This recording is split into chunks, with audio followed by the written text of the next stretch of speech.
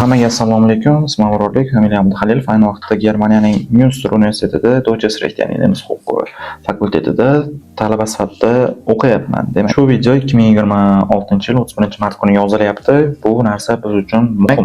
Bugungi videomiz Germaniyada magistratura deb nomlanadi. Ya'ni qanaqasiga biz Germaniyada magistraturaga topshirishimiz mumkin bo'ladi. Mana shu narsani men 5 ta qismdan iborat bo'lgan reja asosida tushuntirib berishga harakat qilaman. Demak, birinchi qismi bu kirish va nima uchun aynan Germaniya degan savolga javob berib o'taman. Boshladik. Birinchi o'rinda bu narsani men sizlarga 4 ta sabab bilan keltirib o'tishga harakat qilaman. Birinchisi bepul ta'lim. Germaniyada kontrakt degan so'zni o'zi yo'q. Misol uchun men shaxsan o'zim O'zbekistonda Toshkent davlat yuridik universitetida bakalavrini bitirgan paytimda kontrakt asosida o'qiganman va ma'lum miqdordagi kontraktni to'laganman 4 yil davomida. Germaniyada esa bu narsa mavjud emas. Germaniyada siz semester baytrak to'laysiz. Bu Bundesland va universitetlarga qarab farq qilishi mumkin. Bu o'rtacha 250 yevrodan 500 yevrogacha, balki undan ham oshib ketishi mumkin. Bu o'rtacha hisobda. Bu kontrakt emas. Mana shu narsaga e'tibor berishingizni so'rab qolgan bo'lardim. Ikkinchi sabab bu nemis sifati. Bu dunyo tan olgan nemis sifati, ya'ni diplom. Misol uchun muhandislik, texnologiya, huquq, meditsina, mana shu yo'nalishlarda siz mana shu Germaniyaning magistraturasini bitiradigan bo'lsangiz, turli xil katta Germaniyadagi misol uchun kompaniyalar sizni o'zida ishga olib qolishi mumkin. Yoki umuman bunda eng muhimi Made in Germany, ya'ni Germaniyada yasalgan degan diplom beriladi sizga. Albatta uni o'zingiz to'g'ri va vaqtida o'qisangiz. Uchinchisi talabalik imtiyozlari. Germaniyada talaba bo'lish bu imtiyozlar dunyosiga kirish. Boyagi semester baytrakka qaraydigan bo'lsak, nima uchun men buni kontrakt deb atamadim? Semester baytrak deyarli 100% holatda bu sizning o'zingizga ketadi. Ya'ni birinchi o'rinda Deutschland semester ticket. Siz 6 oy davomida butun Germaniyada tekinga siz marshrutlardan foydalanishingiz mumkin. Ya'ni misol uchun regional poyezdlardan, avtobus, metro, S-bahnlardan foydalanishingiz mumkin. Bu ticket faqatgina o'sha ICE, ya'ni tezkor poyezdlar yoki Flix poyezdlariga o'tmaydi, lekin qolgan barcha misol uchun regional poyezdlar bilan butun Germaniyani aylanib chiqsangiz bo'ladi. Bu eng zo'r qismi. Bu taxminan 208 yevroni o'z ichiga oladi. Ya'ni o'sha semester baytrak to'lagan semester baytragingizning 208 yevrosi mana shuni o'ziga ketadi. Bu 6 oy uchun. 6 oy davomida siz tekinga yurishingiz mumkin. Agarda siz Germaniya o'zidan Deutschland semester ticket oladigan bo'lsangiz, bu 2026-yilda bu oshdi, 63 yevrogacha chiqdi. Bundan tashqari, kinoteatr, kutubxona, muzeylar va shunaqangi holatlar bo'lishi mumkin. Ayrim kafelar ham hattoki siz uchun chegirmalar qilib berish mumkin mana shu semester baytrakning ichida. Bu eng muhim qismi. 4-chi qismi bu ishlash va kelajak imkoniyatlari. Siz Germaniyada talaba sifatida qonuniy ravishda 20 soatgacha ishlashingiz mumkin. Bundan ortig'igacha siz ishlay olmaysiz. Bunga ikkita sabab bor. Birinchidan, agar yaxshi o'qiydigan bo'lsangiz, bunga vaqtingiz ham yetmaydi va 20 soat sizning moddiy jihatlaringizni bemalol to'ldirib bera oladi. Nima uchun aynan kelajak imkoniyatlari? Agar siz Germaniyani o'zini magistraturasini bitirganingizdan keyin sizga hukumat tomonidan 18 oy muddatga vizangiz cho'zib beriladi, ya'ni o'zingizning sohangiz bo'yicha ish topishingiz uchun. Bu keyinchalik yana ham Germaniyada o'zingizning faoliyatingizni kengaytirish uchun ajoyib imkoniyatlardan bittasi. Demak, Germaniya bu imkoniyatlar shahri. Demak, bizning hozircha kayfiyatimiz a'lo, demak bemalol magistraturaga ketishimiz mumkin. Ikkinchi qismga o'tamiz. Qanaqa hujjatlar kerak? Birinchi o'rinda diplom kerak bizga, ya'ni bakalavr diplomi. Hop, Anabin sayti bizga kerak bo'ladi. Bu qanaqa sayt? anabin.kmk.org. anabin.kmk.org sayti. Ushbu saytdan biz o'zimizning universitetimizni H+ yoki H+ emasligini ko'rib olishimiz kerak. Mana bu yerda yoki mana bu yerda yoki mana bu yerda mening universitetim, ya'ni Toshkent davlat yuridik universiteti ko'rsatilgan bo'ladi va mana ko'rishingiz mumkin H+ keltirib o'tilgan. Ya'ni bemalol men topshirishim mumkin. Agarda H+ bo'lmasa nima qilish kerak degan savol bo'ladigan bo'lsa, sizda bu qo'shimcha xarajat bo'ladi. Ya'ni siz diplomingizni alohida tasdiqlatishingiz kerak bo'ladi. Ya'ni anerkenment qilishingiz kerak bo'ladi va qo'shimcha xarajatga sabab bo'lishi mumkin bu narsa. Va bitta narsani aytib qo'y, agarda diplomingiz tarjima qilinmagan bo'lsa, notarial tarjima qilishingiz kerak nemis tiliga. Bu eng muhim qismi. Mana shu narsa eng muhim qismi. GPA yuqori bo'lishi kerak iloji boricha. Ya'ni masalan O'zbekistondagi GPA 100 ballik yoki 5 ballik bo'ladigan bo'lsa, 100 ball va 5 ball 5 baho eng baland bo'ladigan bo'lsa, Germaniyada bu mutlaqo teskarisi. Ya'ni Germaniyada 1 ball eng yuqori ball hisoblanadi. 4 ball bu eng yomon baho hisoblanadi. Mana bu qismda bu qanaqasiga hisoblanishini chiqarishga harakat qilib qo'yaman. Ikkinchisi bu til sertifikatlari. Buni aynan bitta universitet bilan ko'rib berishga harakat qilaman. Misol uchun boshladik. Xo'sh, misol uchun LMU universitetini oladigan bo'lsak, ya'ni Ludwig Maximilian universiteti bu Germaniyadagi va Yevropa va butun dunyodagi eng mashhur obro'ga ega bo'lgan universitetlardan bittasi. Endi Nachweis der Deutsche Kenntnisse, ya'ni nemis tilini bilish darajasida qanaqa sertifikatlar kerak? Birinchi o'rinda DSH2. DSH2 ayni vaqtda C1 darajasiga teng sertifikat hisoblanadi va siz hozir buni O'zbekistondan turib topshira olmaysiz, faqatgina Germaniyani o'zida topshirishingiz mumkin bo'ladi. TestDaF 4 ya'ni siz TestDaFdan 16 ball yig'ishingiz kerak va hammasi kamida 4 bo'lishi kerak. Misol uchun bittasi 5, bittasi 3 bo'ladigan holatda ham bu mutlaqo to'g'ri kelmaydi. Xo'sh, Deutsche Sprachdiplom der Kulturministerkonferenz va Deutsche Sprachprüfung 2 bular Germaniya o'zida misol uchun qanaqadir tilga oid bo'lgan qanaqadir universitetlar, institutlarda o'qiganingizdan kelib chiqadigan sertifikatlar. Buni O'zbekistonda topshira olmaysiz. Va Goethe C2 va OSD C2. Ko'pchilik o'ylashi mumkin, Goethe C1ni o'zi olsam yetarli. Yo'q. Germaniyada siz magistratura topshirayotgan paytingizda Goethe C1 yetmay qoladi. Bu LMU yuqori darajali universitet, shunga shunaqa so'rayapti deyishingiz mumkin. Yo'q, aslida boshqa universitetlarda ham siz aynan Sprachnachweisni ko'radigan bo'lsangiz, mana shu Goethedan C2, OSDdan C2 darajasini so'ragan. Bu juda o'ylantiradigan qismi. O'zbekistondan turib qaysilarini olsangiz bo'ladi, ya'ni TestDaF topshirsangiz bo'ladi va 4 bu eng muhim qismi. Tilk C1 Hochschule, Goethe C2 va OSD topshirishingiz mumkin. Agar adashmasam hali ham OSD bor. Bu o'sha aytganimdek 31-mart kuni 2026-31-mart kuni yozilyapti bu video. Bu yerdan nisbatan olish osonrog'i Tilk C1 Hochschule. Nisbatan osonroq, nisbatan. O'zi bularni bu sertifikatlarni olishdan o'zi hech qaysi biri oson emas. Nisbatan osonrog'i Tilk C1 Hochschule. Bu eng muhim qismi. Agar siz ingliz tili bilan keladigan bo'lsangiz, sizga IELTS 6.5 minimal, bu ham hamma universitetda emas, masalan, boshqa universitetlarda undan ham teparoq bo'lishi mumkin. Ko'plab, masalan uchun 80% dan baland universitetlarda magistr uchun sizdan 6.5 ball so'raydi. Yokida TOEFL 90+ kerak bo'ladi. Uchinchi qismi bu CV va motivatsion xat. CV bu rezyume, ya'ni Lebenslauf, ya'ni tarjimai holingiz. Bu qisqa lo'nda bir baroqdan iborat bo'lishi kerak. Ya'ni bunda nimalar so'raladi? Tabiiyki, rasmingizdan keyin kerak bo'ladigan narsa: ism, familiya, tug'ilgan joy, tug'ilgan yilingiz, email, telefon raqamingiz, millatingiz yozasiz hammasini va yashash manzilingiz albatta. Bundan tashqari bitta narsani aytishingiz kerak, ketma-ketlik yozayotgan paytingizda xronologik orqaga qaytish kerak. Misol uchun men 2024-2025 yillarda Toshkent davlat yuridik universitetida o'qiganman va tagidan yozadigan qismim bu 2012-2021-yillarda 126 raqamli maktabda o'qiganman. 2010 va 2012-yilda 128 sonli maktabda o'qiganman.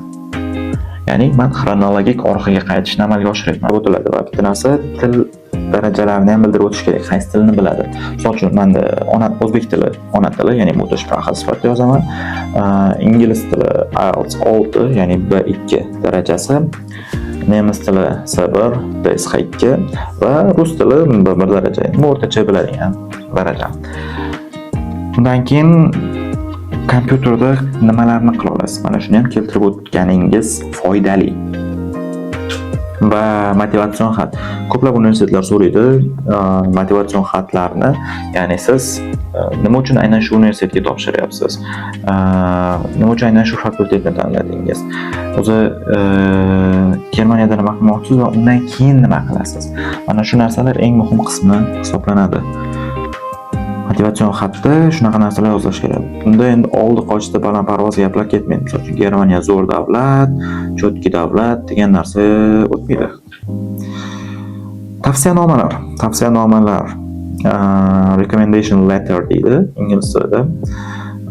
Bunaqangi narsalar juda muhim aynan Germaniyada yoki Yevropaning istalgan universitetlari uchun juda muhim. Katta universitet professorlaridan bitta yoki ikkita mana shunaqa tavsiya xatlarini olib qo'ying, tavsiyanomalarni. Agarda bu ingliz yoki nemis tilida bo'ladigan bo'lsa, bu 2 marta zo'r. Nima uchun? Chunki boya aytgandek notarial tarjima. Agar o'zbek tilida yozilgan bo'lsa, siz buni yana qo'shimcha mablag' evaziga notarial tarjima qilishingiz kerak bo'ladi. Yana bitta narsani aytgan bo'lardim. Recommendation letterda ham u yaxshi talaba bo'lgan degan narsa bilan emas, aynan nima sohada qanaqa yaxshi talaba bo'lgan. Ochig'i to'liq qanaqa faol bo'lganingizni to'liq ochib berish kerak o'sha recommendation letter. Bu muhim qismlardan bittasi. Va attestat, maktab attestati bu eng muhim qismi. Maktab attestati bu eng muhim qismidan bittasi. Siz ko'rsatishingiz kerak bo'ladi maktab attestatini. Misol uchun yo'qolib qolgan bo'lsa, qayerdan olishingiz mumkin? MyGo sayti. Bu nima uchun men uni kulib turib aytyapman, bu zo'r sayt. Ya'ni Germaniyaga kelganingizdan keyin bilasiz MyGo saytining o'rnini. Misol tariqasida siz MyGo'dan kirasiz, o'zingizni attestatingiz yuklab olasiz. Tekin bo'ladi bu narsa. Yuklab olganingizdan keyin bitta oddiy print orqali chiqarib, uni ham tarjima qildirasiz. Ideal. Tugadi. Bo'ldi. Bu Germaniyada biroz qiyinroq narsa. Mana shu hujjatlarni topshirishingiz kerak bo'ladi. Okey, hujjatlar masalasini ham ko'rdik. Demak, motivatsion xat, CV, til sertifikat, diplom, attestat, shunaqa narsalar kerak bo'lar ekan. Navbatdagi bosqichga o'tadigan bo'lsak, 3-qism. Endi hujjatlarni tahlil oldik. Bizga nima kerak? Universitet kerak. DAD, ya'ni DAAD.de sayti eng zo'r sayt. Ya'ni siz Germaniyada o'qish haqida nima savolingiz, meni nima qiziqtirayotgan narsa bo'ladigan bo'lsa, bu eng zo'r sayt. Nima uchun? Birinchi o'rinda universitet qidirish. Yo'q-yo'qda ketma-ketlikni ko'rsatmayman. Siz mana shu universitetni topishingiz uchun, ya'ni o'zman qanaqa sohada siz qidirayotgan bo'lsangiz, universitet qidiruv tugmasini bosasiz, o'zingizning kerakli ma'lumotlaringizni kiritasiz. Kiritib bo'lganingizdan keyin bir nechta universitetlar siz uchun ochiladi va ko'rib tanlashingiz mumkin. Bundan tashqari ichida, misol uchun aynan shu saytning ichida bir muddat qoladigan bo'lsangiz, ko'plab yangiliklarni bilib olishingiz mumkin bo'ladi. Va hujjat topshirish jarayoni eng muhim qismi. Nima uchun hujjat topshirish jarayoni eng muhim qismi hisoblanyapti? Ikki xil turda hujjat topshirish mumkin. Birinchisi UniAssist, ikkinchisi Direct Application, ya'ni to'g'ridan to'g'ri hujjat jo'natish. Misol tariqasida oladigan bo'lsak, Leipzig universiteti topshirmoqchimiz, aytaylik shu universitetga. Bizga shu universitet qiziq tuyuldi. Yozib qo'yilgan. Alma Web portal sayti. Qarasangiz, siz agar nemis sertifikati bilan, misol uchun nemis diplom bilan bitirgan bo'lsangiz, siz mana shu o'zining sayt orqali bemalol topshirishingiz mumkin. Ammo siz chet ellik talaba bo'ladigan bo'lsangiz yoki sizning diplomingiz chet elda olingan bo'lsa, UniAssist orqali topshirasiz. Bu oddiy shunaqangi joylari mavjud. UniAssistdan qanaqasiga biz foydalansak bo'ladi? Buni hozir ko'rishga harakat qilamiz. Xo'sh, UniAssistga kirgan paytimizda mana bu shtab sayti, ya'ni kirgan paytingizda, birinchi marta kirgan paytingizda u xuddi shunaqangi sayt kelib chiqadi va siz My Assist bosadigan bo'lsangiz, login qismini bosasiz. Endi mana hozir to'g'ridan-to'g'ri kirib bo'lgan, siz registriran qismida o'zingizning ma'lumotlaringizni kiritgan holatda registratsiyadan o'tsangiz bo'ladi. Misol uchun men kiritdim. Shuncha narsa bor. Endi men universitet tanlashim kerak. Bundesland va Abschlussni. Agarda siz mabodo deyarli kirmadingiz va to'g'ridan-to'g'ri siz UniAssistga kiryapsizmi, siz o'zingizning yo'nalishingizni tanlashingiz mumkin. Bundeslandingizni tanlashingiz mumkin. Misol uchun men Bayernni tanlashim mumkin va master. Okay, deyman va Suchen qismini bosaman. Va mana menga yo'nalishlar ko'rsatadi. Hozircha ko'p joylarda qishki semestr uchun joylar ochilmagan, ya'ni qabul sanalari ochilmagan. Shuning uchun faqatgina bittasini ko'rsatadi. Aslida bu juda keng miqdorda qabul qiladigan, ya'ni ko'plab universitetlar bor. Aytaylik, mana shu Wirtschaftsrecht, ya'ni Bayreuth universitetida shunaqa joy bor. Siz Details Anzeigen orqali mana shu universitet haqida ma'lumotlarni ko'rishingiz mumkin bo'ladi. Va siz mana shu universitetni tanladingizmi? Okay, Auswählenni tanlaysiz va tanlaganingiz mana bu post faxga tushadi. Siz tanlagan joylaringizda mana shunaqangi, agar qizil joy bo'lib turgan bo'lsa, bir ikkita narsaga ahamiyat berishingiz kerak. Birinchi o'rinda mana bunaqa Pflichtfragen, ya'ni mana shunaqangi savollar bor. Bunda asosan qanaqa savollar ketadi? Qanaqa maktabda o'qigansiz? Qanaqa universitetda o'qigansiz? Qanaqa til darajangiz bor? Nima qilasiz o'zi? Ishlaganmisiz? Praktikangiz bormi? O'zi nima uchun aynan Goethe o'qigansiz? Ya'ni Goethe sertifikat olgansiz. Endi nima uchun emas? Qachon olgansiz? Qanaqa darajada olgansiz? Kabi mana shunaqa asabga tegadigan savollar bor. Mana shu savollarni to'ldirib chiqasiz va to'ldirganingizdan keyin albatta Speicherni bosasiz va to'ldirib tanlab bo'lganingizdan keyin agar shunaqa dokumentni xohladim qismi turgan bo'lsa, mana shuni ustiga bitta bosamiz. Bosganimizdan keyin endi menda o'zi xohladim qilib bo'lingan. Men bir savollarni to'ldirish kerak menda shunaqa. Siz kategoriyani bosasiz. Kategoriyada mana shunaqangi joylar turadi. Lebenslauf, motivatsion schreiben, pasport kopiya, hammasini joylashtirishingiz kerak bo'ladi. Va Tätigkeitsnachweis yoki praktikani qattiq o'qigan bo'lsangiz, praktika bo'yicha sizni nachweisingizni ko'rsatasiz, Studentzeugnis, Sprachzeugnis, til sertifikatingiz, maktab shu zeugnislaringizni albatta ko'rsatishingiz kerak bo'ladi.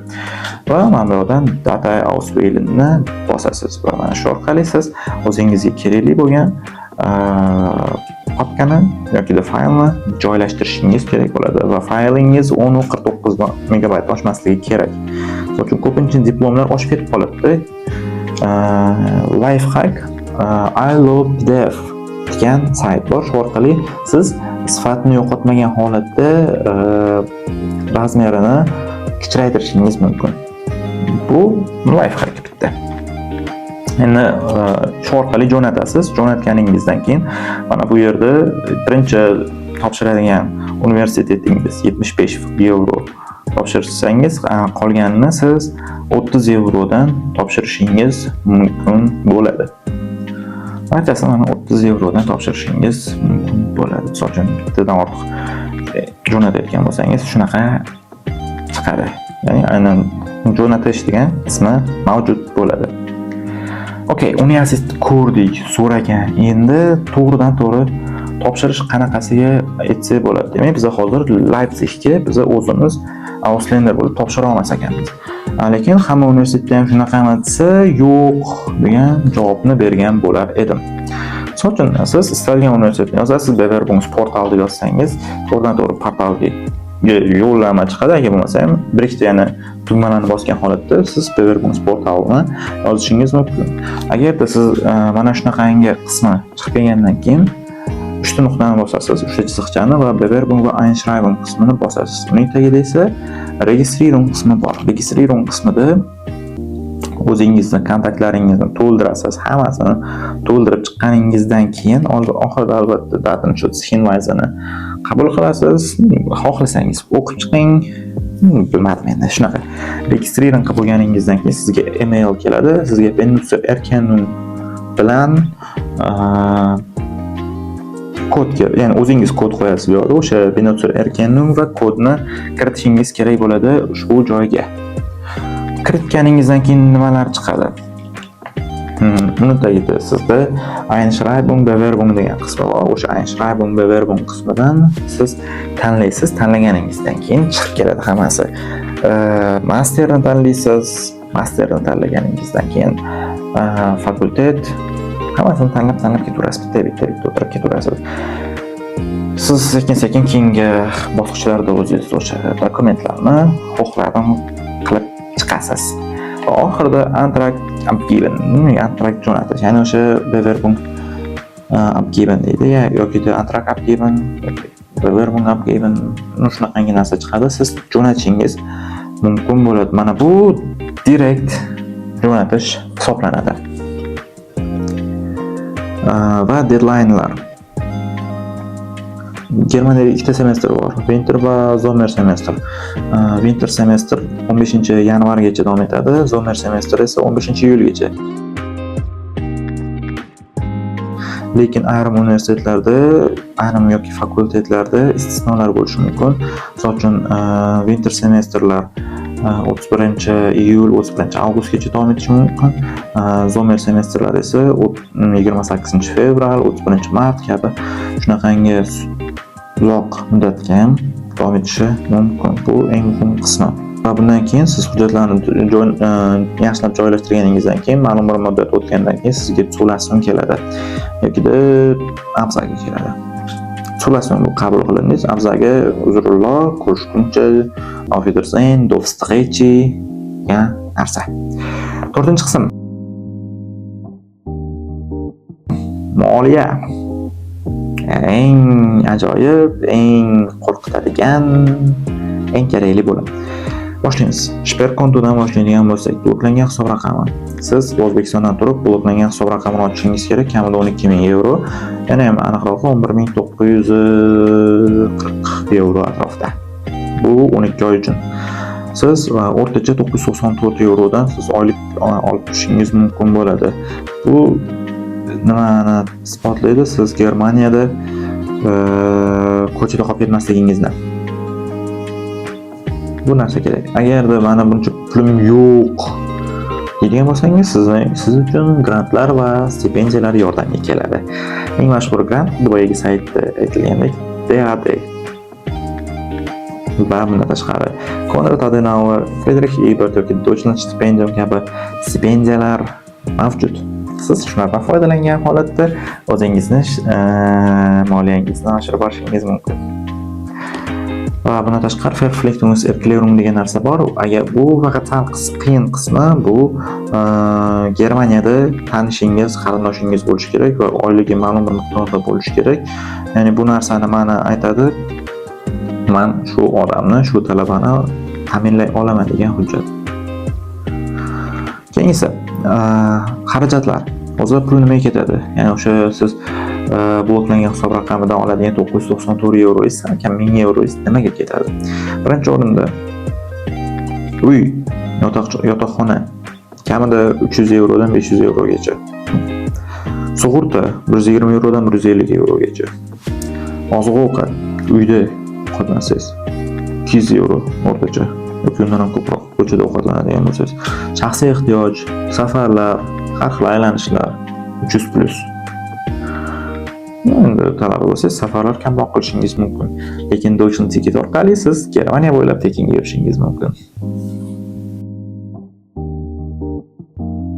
5-qism viza va xulosa. Okay, endi mayli. Hujjatlarni topshirdik. Hujjatlarni yig'dik, topshirdik, Zulassung keldi. Va eng muhim qismi viza.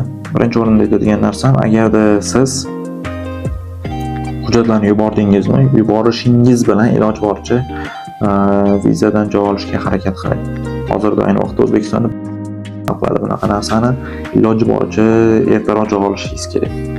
Qo'ldan kelgancha. To'lashning kelishi bilan. Misol uchun siz aytaylik 15-iyul misol uchun oxiriga qabul kuni bo'ladigan bo'lsa, to'lashning iyulning oxirigacha kelishi mumkin.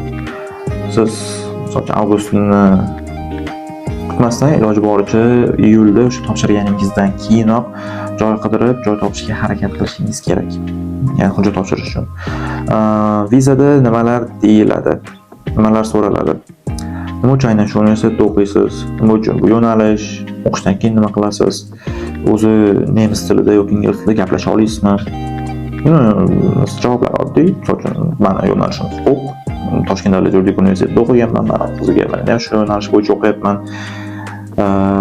Masalan, O'zbekistonga qaytish, o'zimning bilimlarimni chuqurtirilgan bilimlarimni albatta boshqalarga ulashish. O'zbekiston va albatta bu meni nemis tili sertifikatim, bu ingliz tili sertifikatim. Ingliz tilida ham bemalol suhbat qila olaman. Degandim o'sha vaqtda vizaga kirayotgan paytimda. Afsuski, adashibman. Chunki men nima qilganman? O'zbekistonda men adabiy nemis tilini o'rgatganman. Bu yerda birinchi bo'lib men nima qildim? Myunchendagi odam bilan gaplashdim. Ma'lumot o'rnida Myunchen shevasi eng tushunib bo'lmaydigan nemis shevasi. Okay, siz vizaga hujjatlarni jo'natdingiz. Undan keyin eng azobli qismi boshlanadi, vizani kutish degan.